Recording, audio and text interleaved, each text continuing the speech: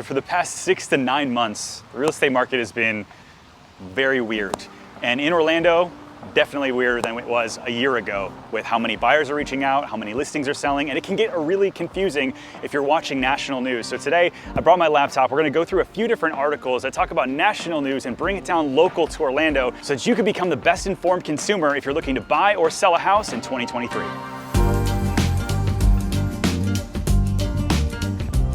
So there's a Yahoo Finance article that went through a bunch of different predictions for 2023 in the US housing market. I'm gonna kind of go through each one of these and see if what I'm seeing nationally actually makes sense here locally in Orlando. And the first thing they talk about is that buyers will get more leverage against sellers and builders as they go out there.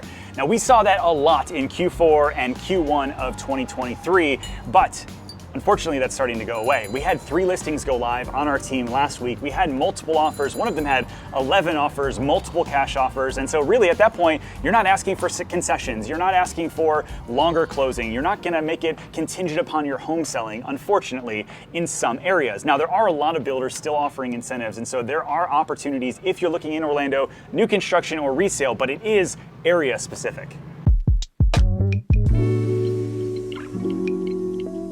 The second prediction that they had was that home prices were going to decline. Now here in Orlando, looking at this time last year, March of 2022, the average sales price for Orlando was $485.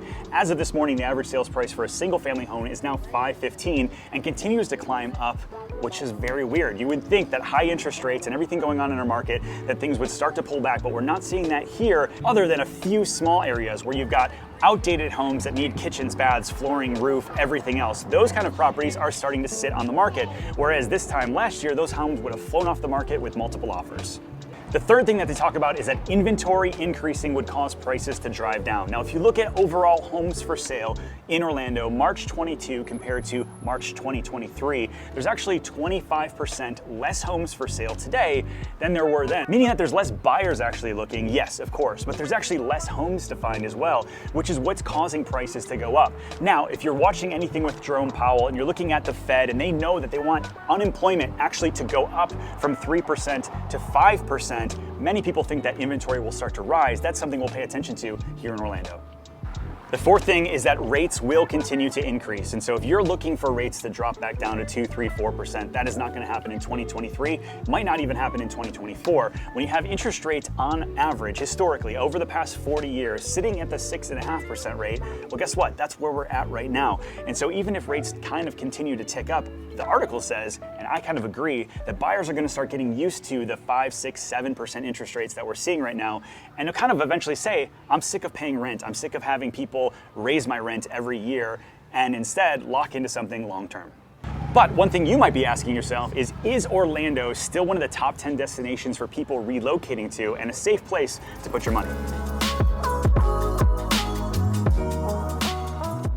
So here's a few things from Redfin and Business Insider on what's going on specifically in Florida and in Orlando. So over the past year, we're talking March last year to March this year, there are over 220,000 people more that relocated to Florida than any other state in the country. We're by far where people are migrating. And in Orlando is actually one of the top 10 areas in the entire country that people are choosing to go to. In fact, 4 of the top 10 places in the country people are relocating to are here in Florida.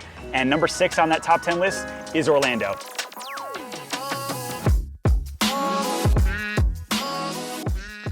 So we say, Ken, you're a real estate agent. Of course you're gonna say Orlando is the greatest place to live. You want people to buy.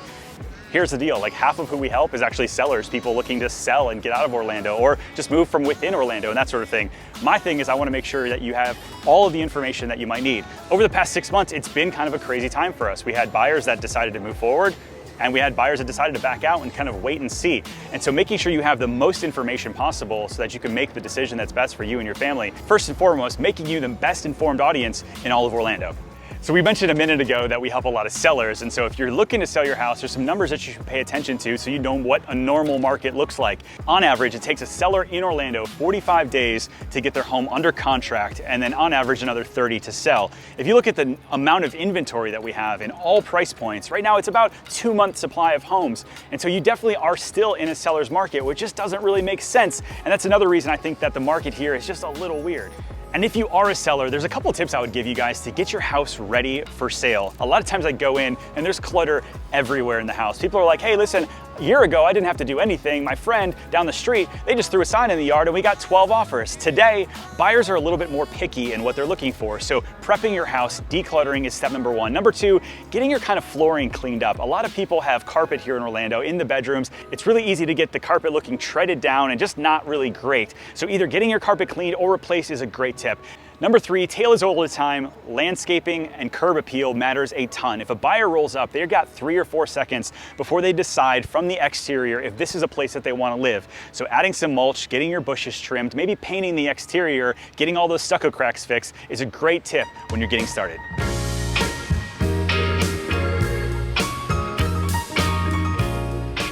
All right, so why do we title this video, Why the Orlando Real Estate Market is Weird? Because you have some areas that are still exploding and others that are flatlined and other ones that have pulled back 4 or 5%. You've got some houses sitting on the market for 45 days. You've got other ones that are multiple offers in 24 hours. It's just a very different market than what we saw a year ago. Everywhere last year was crazy. Now this year, it's only kind of in certain pockets. And so if you're looking to buy or sell a house here in Orlando, my team and I, we'd love to be your real estate resource of choice. So make sure you reach out, info@positgroup.com. We'll see you guys on the next video.